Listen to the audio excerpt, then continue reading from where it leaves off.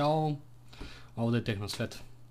Ponovo se vidimo, ponovo otvaramo jednu zanimljivu pošiljkicu iz Kine. Sad ćemo vidjeti šta je to. Ovako, isto sa prodavnice Gearbesta.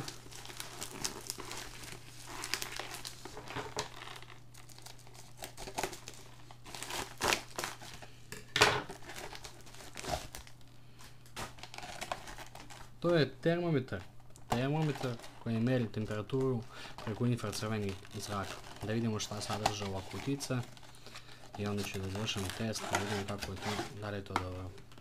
U kutiji više ništa nema, onda ostavimo sa strane. Termometar piše na engleskom jeziku, to je model UV888, sve na engleskom jeziku. Sad ćemo da vidimo kako ovo funkcioniše, da li ima baterija. Baterija nema. Pretpostavljam da idu mali AAA. Ništa, sad ću da ubacim bateriju pa ću da vidim, pa se ponovno javljam.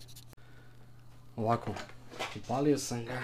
Imam ovako zeleni ekrančić koji prikazuje surface temperaturu, koliko je sad ovdje kod mene u stanu. 27,6, da vidim koliko je 100. 27,6, monitor 31,5 i onda sad možemo da izmjerimo ruku. Znači moja ruka 37,2, malo pogrešnosti ima. Znači meri od 5 do 15 cm, 36,2 temperature. 36,3, 36,2, da vidim drugu stranu, 36,2, 36,8,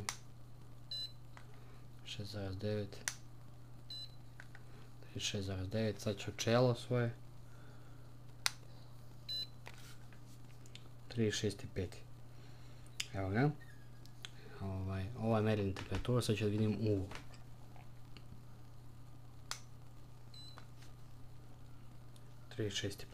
Znači temperatura meri dobro. Temperatura okoline ili ti sad makaza 27 stepeni, 100, 27,7, 27,7, 27,7. To je bilo to. Dobra stvarčica, lagano u ruci. Ne, ima podešavanje, odstupanje, znači možete slobodno da izmerite temperaturu na istom mjestu i onda posle toga može da se podese tako da nema odstupanja. Odstupanja od 0,2 stepena što je ekstra, 0,5 sekundi, znači da može da se meri.